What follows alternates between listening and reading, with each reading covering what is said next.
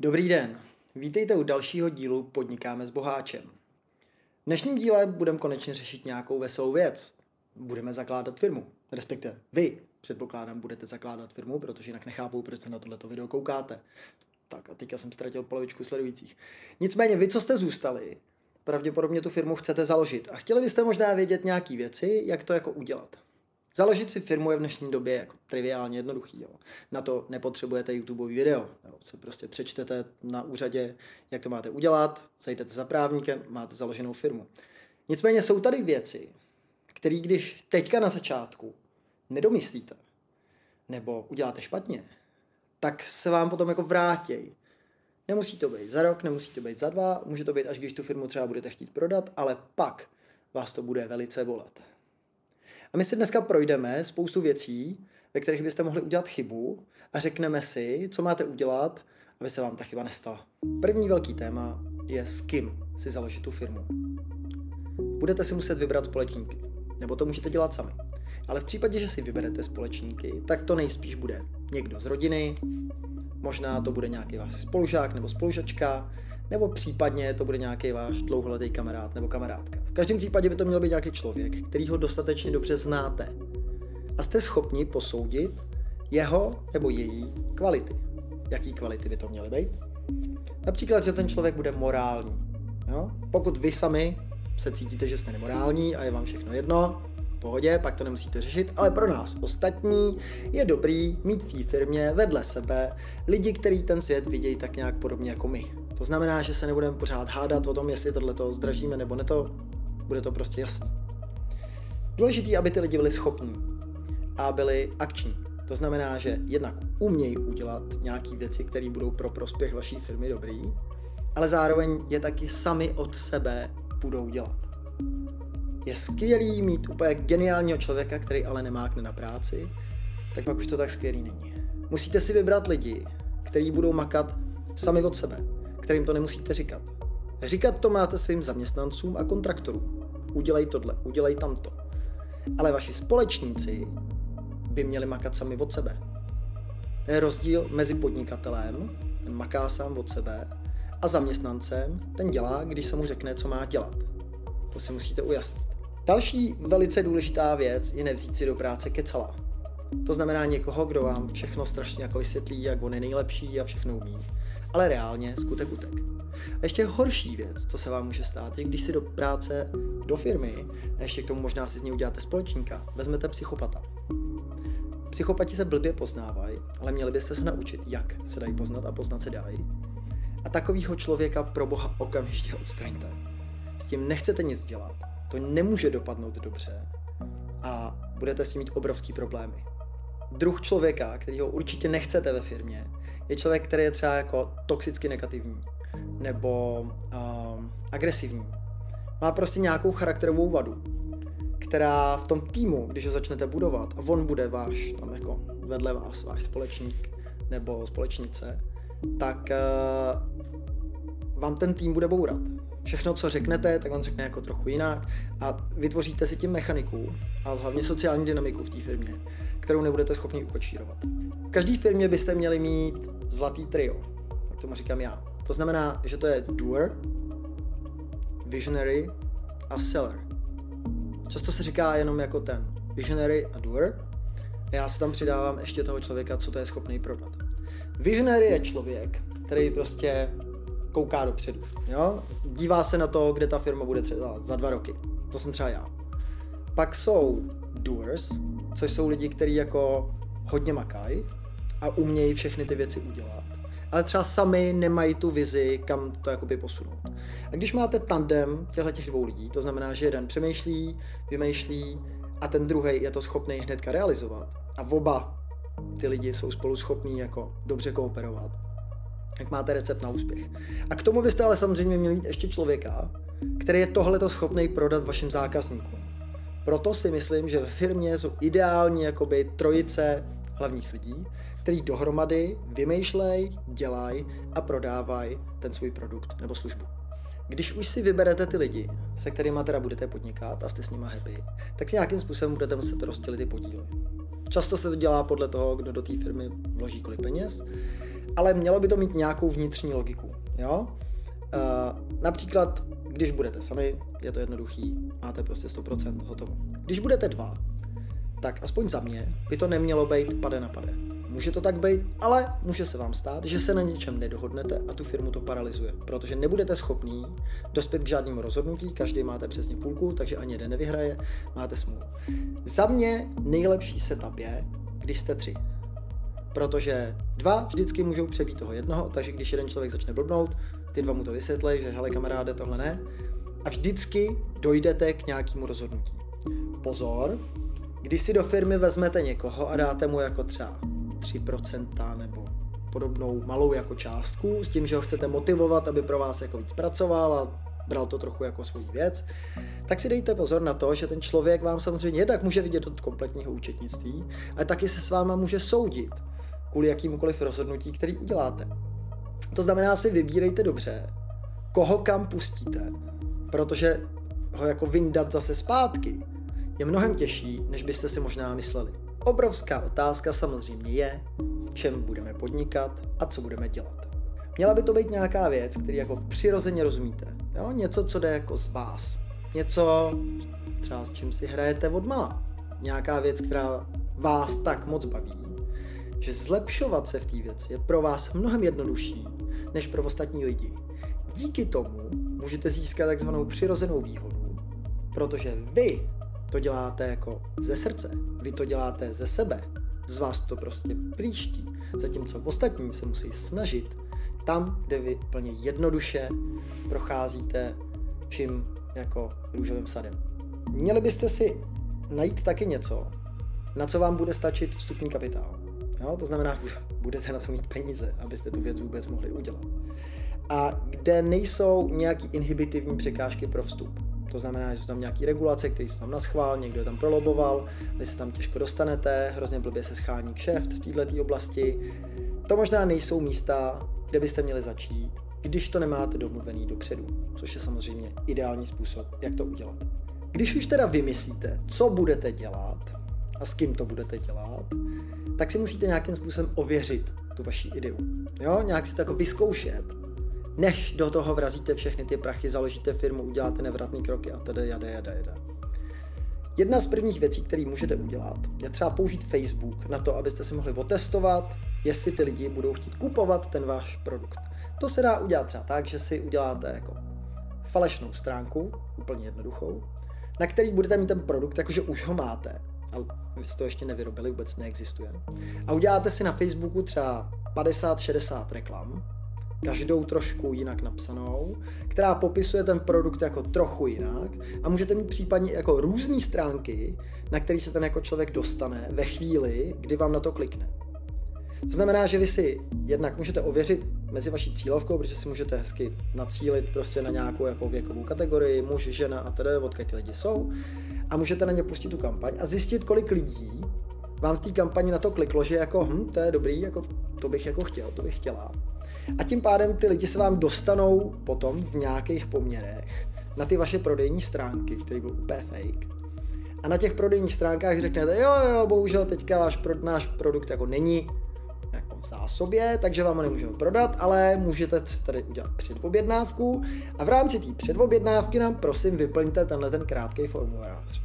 A v tom formuláři vy se těch lidí zeptáte na všechny věci, které byste potřebovali vědět, jak ten váš produkt vlastně má vypadat, jak má jako fungovat a nějaké věci, které by jim potenciálně mohly vadit. Díky tomu, ještě předtím, než utratíte téměř jakýkoliv peníze, tak se dozvíte o tom, co ty lidi chtějí, jestli budou kupovat tu věc, co vy jste si vymysleli a jak byste ji případně měli upravit, aby ji kupovali co nejvíc. A navíc, protože samozřejmě po těch lidech budete chtít kontakt, tak budete mít rovnou i takové jako seznam potenciálních kupců. Takže už půjdete do toho podnikání s tím, že už budete nějakým způsobem aspoň ověřeno, že to, co jste vymysleli, není úplná krávovina. Měli byste tu věc, co chcete ale dělat, taky nějakým způsobem být schopný postavit. To znamená ideálně, pokud to je nějaký produkt, postavit si nějaký prototyp nebo aspoň nějakým způsobem si ověřit, že ten váš koncept vůbec jde realizovat. Aby se vám nepodařilo si tady jako vytvořit nákupní horečku na vaši skvělou věc, kterou nikdy nedáte dohromady. To můžete jít na Kickstarter, tam to bylo v jisté době velice populární. Díky tomuhle můžete jako failnout early, to znamená to jako pokazit brzo. Tím pádem se nedostanete v investici téměř nikam a nezničíte si život tím, že budete dělat nějakou věc, kterou lidi nechtějí, nebo nepotřebujou, nebo ji potřebují nějakým jiným způsobem dodat. A samozřejmě si dejte pozor na to, co říkal Henry Ford. Ten říkal, že kdyby dělal to, co lidi chtějí, tak vyrábí rychlejší koně. Když se jich zeptáte přesně na to, co chtějí, neřeknou vám to, co by si doopravdy koupili. A nyní se dostáváme k velice zajímavému konceptu. A to je koncept firmy na mlíko a firmy na maso. Jak to myslím? Proč používám synonymum krávy? Je to jednoduchý. Když budete mít krávu na maso, tak ji budete krmit úplně jiným způsobem, než když bude na mlíko. Protože budete vědět, že tu jednu porazíte a tu druhou prostě necháte nějakým způsobem dožít. Když máte firmu na maso, tak to znamená, že tu firmu jednou taky porazíte, to znamená, že uděláte exit a tu firmu celou prodáte. Naopak, když budete mít firmu na mlíko, tak ji máte na to, abyste z ní jako furt dojili další a další prachy a vlastně se nikdy nebudete chtít zbavit.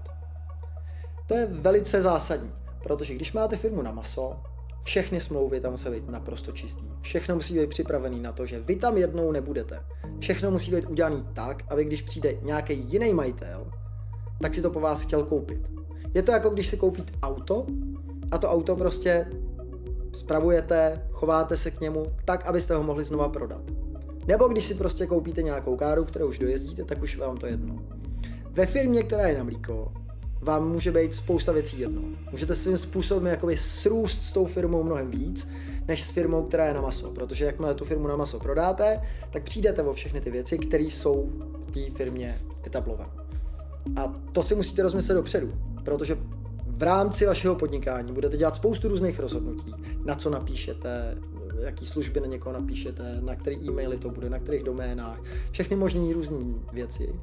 A ty, když uděláte špatně, tak se potom z toho vyvázat bude pro vás strašně obtížné. Tím jsme v našem videu dospěli do fáze, kdy už teda jako zakládáme tu firmu. A měli byste si přečíst ten obchodní zákoník a taky byste se měli podívat na to, jakou právní formu té firmy budete mít. Hodně lidí podniká, jak se říká, na sebe. To znamená, že mají živnosťák a na základě svého živnosťáku dělají cokoliv. Nicméně tam samozřejmě ručíte celým svým majetkem. To znamená, že když uděláte velký průšvih, tak taky můžete skončit ve velkých dluzích a můžete třeba přijít o byt. Nebo o všechno. Na to jsou firmy, kde je to ručení omezený. V Čechách je to například SRO nebo akciová společnost. Tam ručíte jenom do výše základního kapitálu. To znamená, že lidi zvenku vidějí, kolik je základní kapitál vaší firmy a když vám, dejme tomu, pošlou nějaký zboží, tak vědějí, že z vás taky nemusí dostat víc peněz, než je ten základní kapitál. Ale pro vás je nejdůležitější to rozhodnout si, jestli OK, budu to dělat na sebe, protože tam není riziko a budu mít jednoduchý účetnictví díky tomu třeba. A nebo jestli OK, je tam nějaký riziko, tak se potřebuju trochu krejt, chci to od sebe jako odvázat, nechci být nutně spojený s tou firmou v jeden celek, protože ta firma nejsem já, ta firma je prostě vedle, tak potom si založíte nějakou firmu, která má omezený ručení, jako je třeba to SROčko. Dobře, takže vybrali jste si formu společnosti, s kým to budete dělat a máte nějaký plán, co budete dělat. Někde na to ale asi budete muset vzít peníze. První možnost jsou samozřejmě vaše vlastní prachy. Tam si ale musíte uvědomit, že ty peníze můžete použít taky na něco jiného, takže budete mít náklady ušlý příležitosti z toho, že jste je nepoužili na tu jinou věc a budou pro vás relativně docela drahý. Říká se, že levnější je peníze si půjčit, když na nich umíte dobře vydělat a je to pravda. Je tady samozřejmě důležitá věc, že pokud vy budete jediný investor, tak samozřejmě všechno jde za váma.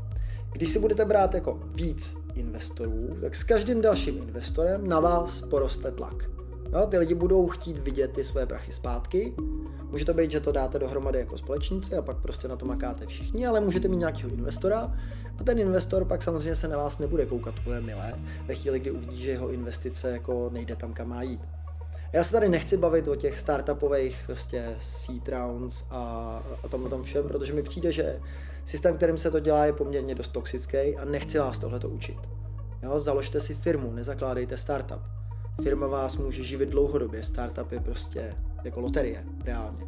Možná se vám z vašeho startupu podaří udělat firmu, good luck, ale ve chvíli, kdy půjdete tady do těch různých jako venture kapitálových fondů a různých těch call, seedování a tady blablabla, tak je to pro vás poměrně dost nebezpečný. Pro ně ne, proto oni dávají málo peněz hodně firmám, ale pro vás je to poměrně velký riziko. Pokud se vám podaří do firmy si vybrat nějakého investora, který jako špatný pro vás, to znamená, že třeba nerozumí tomu biznisu, který děláte, nebo má přehnaný požadavky, nebo vám nějakým jiným způsobem podkopává to, co vy děláte, tak je to pro vás stejně špatný, jako vybrat si špatného společníka. Ten investor nejspíš jako bude chtít ty peníze vidět zpátky a může se vám reálně stát, že vám bude bránit tom, abyste mu je mohli dát zpátky a tím pádem se vám snažit nějakým způsobem převzít firmu nebo nějakou podobnou kulišárnu na vás vymyslet. Takže velice dobře dávejte pozor, hlavně na začátku, když vy máte ten dobrý nápad a potkáte tady toho skvělého strejčka, který má tady 10 milionů a jo, on vám půjčí, jasně, ale strejček je úplně toxický a zavaří vám tak, že ten produkt nikdy nedoděláte a ještě budete v dluzích. Fakt si dejte pozor, od koho si vezmete peníze, je to strašně důležitý. Strašně důležitý.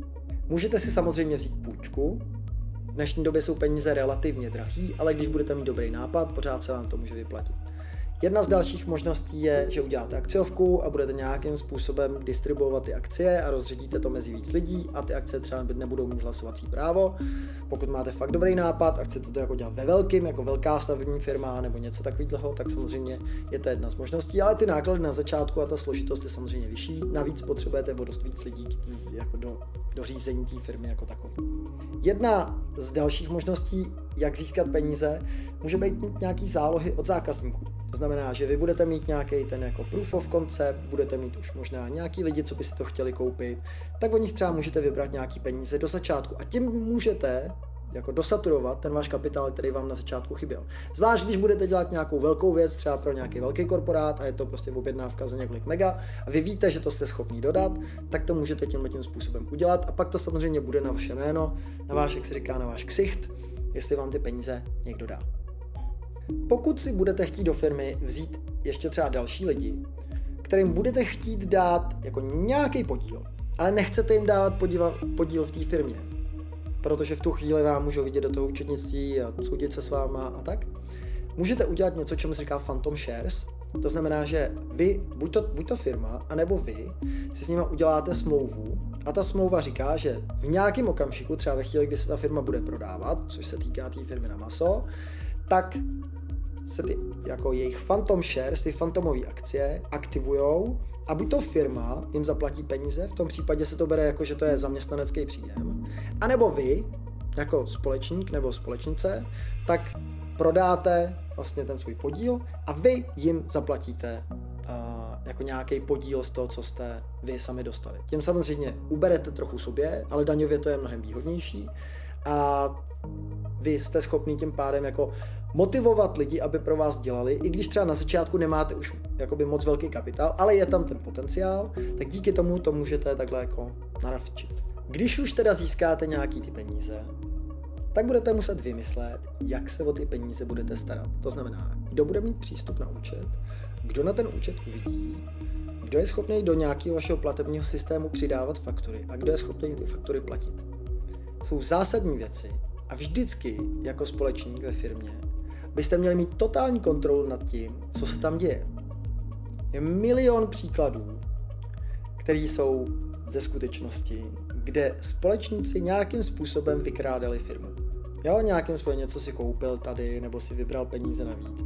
A ve chvíli, kdy to nekontrolujete a nemáte žádný kontrolní mechanismus a prostě nevíte, důvěřujete si, tak se vám může stát, že prostě po letech objevíte, že vás společník celou dobu okrádal a přitom se vám smál do obličeje. Další věc, co musíte rozhodnout, je, kde bude sídlo firmy a kde bude provozovna. Provozovnu mít musíte, sídlo firmy mít taky musíte. Ideální by bylo, aby to bylo oboje na tom samém místě, na to ale musíte nejdřív pronajmout ten prostor, nebo ho mít, a musíte dostat od majitele prostoru, v případě, že není váš, tak musíte dostat povolení, abyste se to tam mohli zapsat. Potom si zapíšete tohleto do rejstříku, což můžete buď to udělat tak, že si koupíte shelf company, což je, že už si koupíte hotovou firmu, máte ji založenou prostě za jeden den, anebo že si teda jdete na úřad a počkáte, než vám to zapíšou do rejstříku. V každém případě tahle adresa bude veřejně známá, takže s tím počítejte, pokud chcete mít někde soukromí nebo nechcete, aby někdo jako nějaký váš potenciální zákazník věděl, že tamhle třeba bydlíte, tak si to udělejte tak, až v těch veřejných rejstříkách nemáte zapsané svoje vlastní bydliště. Mezi tím vším byste si měli samozřejmě vybrat dobrýho právníka, který vám tu firmu založí, nebo se o vás postará při kupování té firmy, ale zároveň vám zpracuje všechny základní dokumenty, které pro tu firmu budete potřebovat. Ve chvíli, kdy je budete chtít třeba tu firmu jako někdy prodat a má být na maso, doporučuji tyhle všechny dokumenty mít rovnou anglicky, protože bude mnohem jednodušší to prodávat někomu ze zahraničí, když si bude tu smlouvu schopný přečíst. Měl by vám připravit několik smluv. Mezi prvníma to samozřejmě bude smlouva společníků, kde máte popsáno, jaký budete mít mezi sebou vztahy, jakým způsobem může kdo co prodat, jestli má někdo předkupní právo, nebo jak to prostě funguje. Dále musíte mít mandátní smlouvu jednatele, která říká jednatel jednak, kolik dostane peněz za to, že to dělá, ale může tam mít jen třeba napsáno, že má auto, nebo může používat byt, nebo nějaké takovéhle další věci. Běžně se tak řeší, jakým způsobem je jednatel vyplácený. Mimochodem, jednatel, pokud s tím finančákem nechcete mít problém, tak musí být zaměstnanec, jinak to nejde udělat. Měli byste mít samozřejmě vzor pracovní smlouvy, aby když vám někdo přijde, tak mu ji prostě dáte, už to máte všechno připravený, ta smlouva by měla být dobře napsaná. Měla by třeba dávat pozor na to, že když budete dělat nějakou jako věc a bude to třeba jako intelektuální dílo, takže vám zůstanou ty práva na to. To si velice dobře pohlídejte. Například, když to budou ičaři, tak to v pohodě můžou dělat, ale musíte mít napsáno v té smlouvě, že se jedná o zaměstnanecké dílo, když už to takhle děláte. A potom vám samozřejmě zůstávají práva, na to si dejte obrovský pozor. Tohle to může být jeden z velkých problémů ve chvíli, kdy tu firmu chcete prodat a ukáže se, že třeba nějaký z vašich zaměstnanců má práva na nějakou věc, co dělal, protože jste si blbě napsali smlouvu. A dále byste měli mít takový ty klasické věci, jo? Kupní smlouvu. Když budete chtít něco koupit, tak to nekupujte jenom přes fakturu, protože tam třeba můžou být vady nebo něco, kupujte to přes kupní smlouvu, když to není nový. Měli byste mít smlouvu o dílo. To znamená smlouvu, kterou vy se zavazujete, že pro někoho něco vyrobíte, kde by měly být připraveny všechny věci, jestli dostanete zálohu, jaký budou platební podmínky, jaký jsou dodací podmínky, všechny věci, které se týkají toho vašeho biznisu. Měli byste mít ovšem ale připravenou třeba i smlouvu o uznání dluhu. To znamená, že když vám někdo nezaplatí včas, tak za ním přijedete s tou smlouvou a necháte ho podepsat, protože faktura není tak jako závazný právní doklad a může říct, no já jsem si to neobjednal. S uznáním dluhu už je to něco úplně jiného. A nakonec byste samozřejmě měli jít výpovědi všech smluv. Jo? Když s někým se rozcházíte, když ukončujete nějakou práci, mít tohleto všechno připravené. Aby ve chvíli, když ten biznis budete dělat, tak jste najednou neobjevili, já potřebuji kupní smlouvu a teďka nemůžu něco dodat, protože ji nemám. Musíte to mít připravený dopředu. A k tomu všemu si musíte vybrat i dobrou účetní firmu. Zvlášť, když budete mít třeba SROčko, kde máte podvojný účetnictví, který prostě sami dohromady nedáte. Měli byste si vybrat takovou firmu, která má k dispozici nějakého daňového poradce a měli byste si hlavně vybrat firmu, která vás bude stíhat, která vám stihne zaúčtovat všechno to, co vy uděláte. Ideálně se prostě zeptejte okolo, vyberte si nějakou dobrou účetní firmu, která má nějaké reference a kde víte, že to nebude špatný. Následně si taky musíte vybrat banku, kam si uložíte ty vaše těžce vydělané penízky. Já vám doporučuji vybrat si jednu ze svaté trojice, to znamená Komerční banku, ČSOB nebo Spořku, jinak bych si peníze nedával. Dejte si taky pozor na to, jestli vás budou ochotní úvěrovat. Nevím, co budete dělat, ale banky mají různý jako pravidla pro to, na co třeba půjčou, na co nepůjčujou. A když už si budete dělat jako kreditní historii v nějakém ústavu peněžním, tak byste si měli vybrat takovej, který je v pohodě s tím, co vy děláte. Dobrá banka vám taky přiřadí vašeho vlastního bankéře, což je člověk, kterýmu můžete zavolat v pracovní době, pokud nejste nějaký miliardáři. A ten člověk vám poradí, pomůže a nějakým způsobem za vás jako vyřeší takové věci, jako když třeba na dovolený ztratíte prostě přístup do banky a potřebujete se tam dostat a nemáte prostě jako vůbec nic, tak to nějak udělá. No a samozřejmě si musíte, i když zapíšete to sídlo a provozovnu, jako dobře vybrat. To znamená, že to místo, kde budete podnikat, by mělo odpovídat tomu, jak velká jste firma, kolik vyděláváte peněz a jestli vlastně takhle jako třeba honosný kancel potřebujete. Já jsem si třeba jako první kancel vzal úplně nesmyslně drahý, přepálil jsem to úplně hrozně, byla to velká chyba. Teďka si uvědomuju, že prostě jsem to měl udělat úplně jinak. To znamená, doporučuji vám vzít to nejlevnější, co můžete. Tak jako šetřete peníze na začátku. Pokud k vám nebudou chodit zákazníci, tak nepotřebujete žádný jako super kanclík, to můžete být někde ve sklepě. Pokud k vám budou chodit zákazníci, můžete si pronajmout nějaký jako coworkingový space a tam mít prostě jako jednačku a tam se s nima bavit. Snažte se najít nějakou cestu, ať do těch fixních nákladů na začátku nezahučíte. Snažte se být agilní. Nepotřebujete na začátku být jako obrovský korporát, který má prostě honosný barák. K ničemu vám to nejspíš nebude. Samozřejmě, když budete stavět továrnu, tak budete muset mít továrnu. A to se předpokládám netýká většiny lidí, co se na mě právě teďka koukají. S tím se samozřejmě pojí to, co si koupíte do té firmy. To znamená věci, které budete používat. Opět na začátku šetřil bych. Jsou ovšem nějaké věci, které víte, že potřebujete mít kvalitní, tak tam nešetřete. Pokud chcete dělat kvalitní tisk, potřebujete drahou tiskárnu, jinak to nepůjde udělat. Ale snažte se držet něčeho, čemu se říká lean startup. To znamená, že máte jste jako hubený. Nemáte moc věcí, nesnažíte se nabrat jako nějaký tuk před tím, než budete vědět, jestli ten business plán, který máte, jde udělat, jde se v něm posunout tam, kam vy chcete jít. Dejte si taky velký pozor na odpočet majetku v letech. To znamená, že vy si koupíte teďka nějakou drahou věc, ale ta se bude odpočítávat z toho daňového základu několik let. To znamená, vy si ji nedáte do nákladů a budete ziskovější, než byste reálně byli, i když jste ty peníze museli zaplatit. Já s tímhle tím hrozně nesouhlasím, ale je to prostě fakt. Takhle funguje český daňový zákon, i v zahraničí to takhle funguje, prostě s odpisama se nedá nic dělat, musíte s tím počítat. Proto je dobrý vzít si třeba nějaký věci na leasing, protože ty leasingové náklady můžete dávat do účetnictví hned. A teď se dostáváme k té opravdu zajímavé věci a to je, jak si udělat rozpočet. Jak si udělat business plán a jak v něm neudělat nějakou velkou botu. Bohužel vás musím připravit na to, že tak, jak si to nalajnujete, tak to téměř určitě nedopadne. To znamená, že vy si vezmete potenciální náklady, vypočítáte si, kolik vás co bude stát, jak dlouho vám bude trvat co vyrobit a máte nějakou tabulku, ze který to vypadá vlastně docela dobře. Tak tuhle tabulku vemte a vynásobte ji 3. Ne 2, 3. Jsou lidi, kteří to násobí 5. Ale určitě to nebude tak, jak vy jste si to vymysleli. Stejný to je s příjmama. Jo, vy si vypočítáte, jak vám krásně poroste to, takhle vám roste prostě ta hokejka nahoru, vyděláváte nádherně, tak to taky nebude. Doporučil bych vám ty příjmy si vydělit 2. Případně buďte velice konzervativní.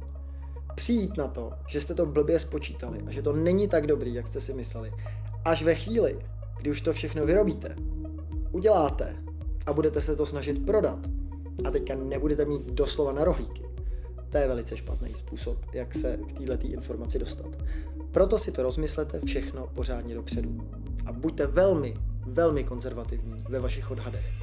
Jsou tady 2 naprosto zásadní body, které musíte ve svém podnikání, co se tady toho rozpočtování týče, dosáhnout. To je ten bod, kdy dostanete první peníze, first money, a bod, kdy se vaše náklady vyrovnají vašim výnosům. To znamená, kde máte break-even point. Jsou 2 velice zásadní koncepty, protože předtím nebudete mít žádný peníze a když se nedostanete na ten break-even, to znamená, že nevyrábíte dost na to, abyste zaplatili fixní náklady, tak nebudete schopni vydělat peníze. A vy si musíte velice dobře spočítat, za jakých podmínek a s jakým množstvím výroby se na tyhle body dostanete.